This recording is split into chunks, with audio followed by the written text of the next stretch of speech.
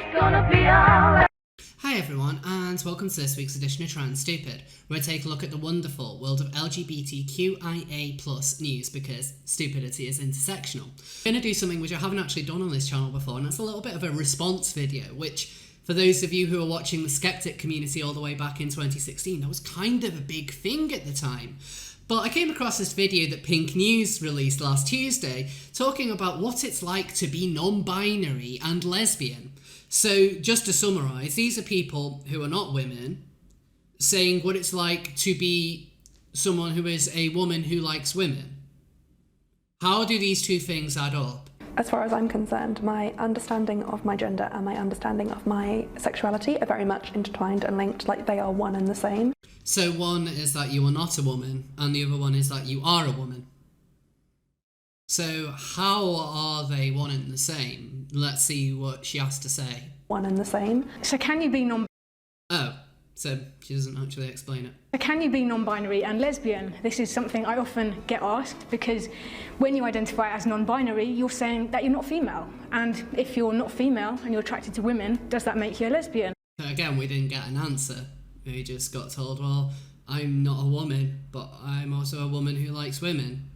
No one's explaining it how this works. I mean, I'm sure we'll get there eventually. I think it's sort of disingenuous to claim that you can't be both non-binary and a lesbian, because you can definitely have an authentic lesbian experience as a non-binary person. Again, you're saying that you're not women, and yet you can have that experience. So how? Because at the end of the day, they are terms. They are linguistic tools used to describe an experience that already exists. So someone telling me that I can't be a non-binary lesbian doesn't mean anything, because I already am one, and I'm just using the language that I have available to me to describe that. So this is the perfect non-binary argument in their eyes. I am a thing because I say I'm a thing. And that's it. In fact, that's really the only argument they ever put across in this video. I say I'm something, therefore I am. This is how you get people who say that they are every gender, or no gender, or the moon. They just say words don't have meaning, and so anyone can use them. This is the crux of their argument. A lot of lesbians that I've encountered, especially on dates, haven't accepted my identity as something that they are interested in dating or accepting. Gee, I wonder why. Maybe it's because you're making the big point that you are not a woman, and so you're expecting people who are only interested in women to somehow have an interest in you. Kind of feels a little bit gaslighty, don't you think? To the point where some women have wanted me to use my birth name, which I feel very uncomfortable to use, because they want me to be more of a woman rather than someone who identifies in the middle. So they're almost bullying me out of my own identity, which is quite frustrating. Well, look, you don't deserve to be bullied out of your own identity. If you want to be happy being non-binary, then absolutely, that's fine. But you can't expect these people to be attracted to you either, and that seems to be the arguments that these people are making. You should like us. If you don't, then you're transphobic or NB-phobic. Like, why don't these women get the choice in this? So why do they have to like non-binaries? I mean, I'm not attracted to non-binaries. I have had people say that you can't be both non-binary and a lesbian, but I do think that comes from a flawed understanding of what lesbianism as an identity means, both now and historically. A lesbian is a homosexual woman. The word lesbian is also used for women in relation to their sexual identity or sexual behaviour, regardless of sexual orientation, or as an adjective to characterise or associate nouns with female homosexuality or same-sex attraction. Yes, that's Wikipedia, but when one thinks of the word lesbian, that's kind of the definition that you come out with. To be honest, what other label can I use? There is no label to describe a non-binary person being attracted to one binary gender. So the only word I feel is applicable to describe how I identify sexually is lesbian. Well, you could use the term queer. I mean, you're clearly a member of the queer community. That's a word that they like to use, so why not just describe yourself as that? Or you can make up your own label. Like, you guys love making up things, your own genders, your own pronouns. Why don't you make up your own sexuality? I mean, this is the world where you can have a sexuality that just means that you're attracted to people that you like. So why don't you do that?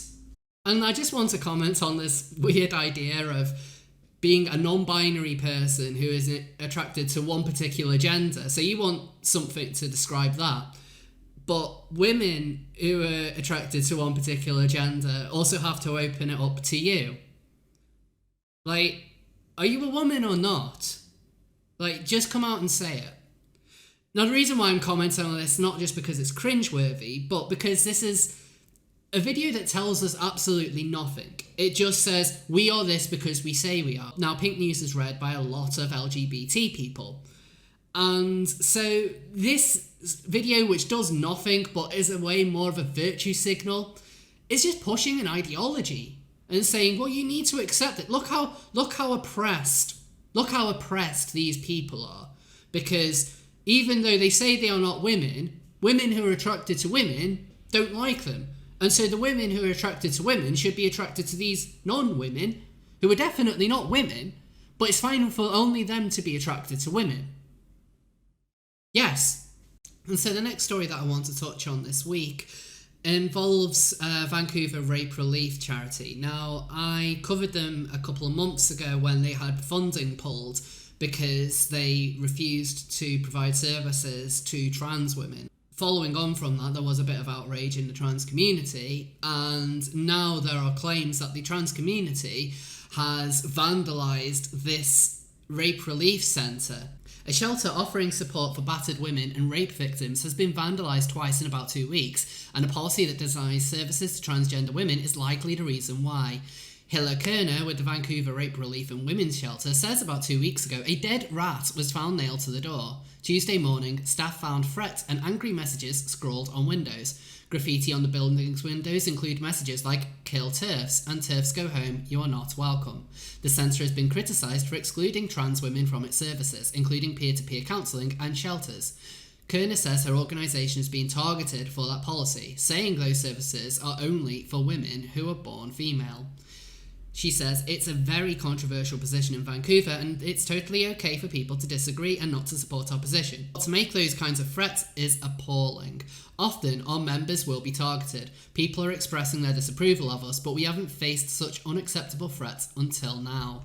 I don't really need to say that this is a completely despicable act. Now, to be clear, however, as far as I'm aware, there have been no arrests, and so whilst this certainly looks like it was the work of trans rights activists, and we know how crazy they can be, especially on this channel, that doesn't guarantee that this isn't people who are effectively setting up that community against another.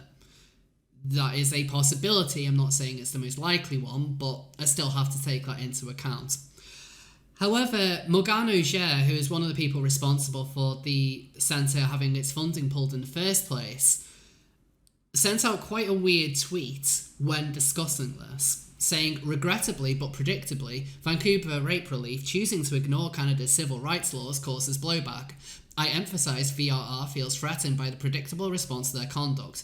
As I have previously offered, I am ready to help VRR get out of their mess if they wish to. Now, whilst Auger did say in a later tweet that these kinds of threats can't be condoned and are harmful, the initial tweet certainly makes it look as though she's pulling out excuses as to why people would do this. Now, I don't think that nailing a dead rat to a door is something that is predictable. I don't think vandalising windows should reasonably be predictable either in a civilised society.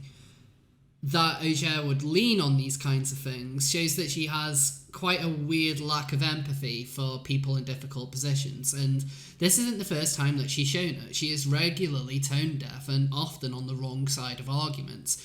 I mean, it wasn't even that long ago that Auger was on the side of Jessica Yaniv, only distancing herself once she couldn't get away from how toxic Yaniv is, and it seemed more like she was covering her own back. But her kind of response to this does not help the matter. You can disagree with the way in which Vancouver Rape Relief is ran. That's perfectly fine. You can have your debates about it, you can have your arguments about it. However, when something like this happens, especially when you are in the centre of this debate, mind you, if you're going to come out with a wishy-washy response like what Auger did, it is something that really makes you look bad. I hope the people who did this get caught. As I said, whatever your feelings on the centre not serving trans women are, and I know that could indeed be, that's going to be an emotionally charged position for both sides in this, and I completely get that. But if this actually is trans activists, they really need to learn that calling people Nazis and basically threatening behaviour like this is not going to win you the support. The centre isn't going to change their position because you nail a dead rat to the door. And so the last thing that I want to touch upon this week is a bit of a throwback to the second episode of Trans Stupid that I did, where I made this comment about Frozen 2.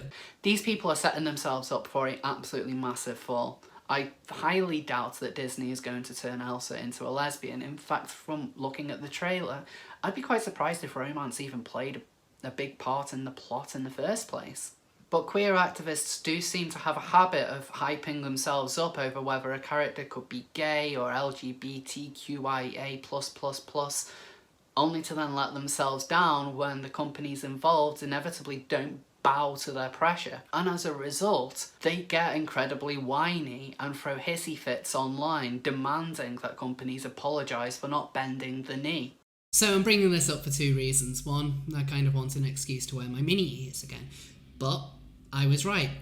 Elsa is not going to get a girlfriend in Frozen 2. And people are pissed about it, because of course they are. Fans have been campaigning for Disney to give Elsa a girlfriend since the release of Frozen in 2013, but a Disney songwriter has said she won't have a romantic interest in the sequel. Kristen Anderson-Lopez, a songwriter in Frozen 2, said, like the first movie, Elsa is not just defined by romantic interest. There's so many movies that define a woman by a romantic interest. That's not a story we wanted to tell at this point in time. What we really wanted to tell was if you have these powers, how do you grow and find your place in a world and find answers that haven't been found before? Unsurprisingly, Elsa's huge LGBTQIA+ fanbase were upset. Fuck you, Disney, I am out.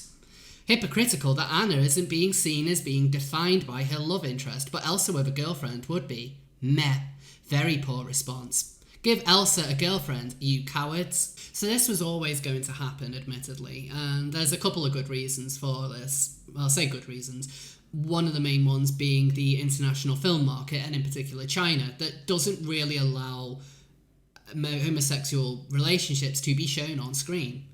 So Disney, being a particularly big player in the film industry, wanting all those Chinese monies, and especially with their presence in China growing quite rapidly in recent years, they're not going to want to miss that entire market. So they are going to kowtow to what the Chinese say, which is a bit disappointing. But I also think at this time, anything which they did would probably just look like a virtue signal.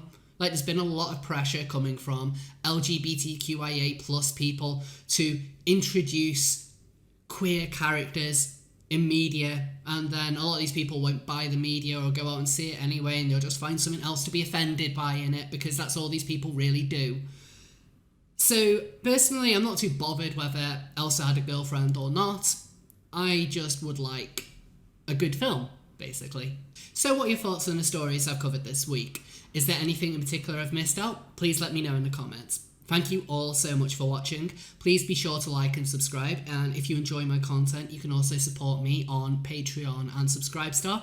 Please make sure to share this video, and I'll see you all next time.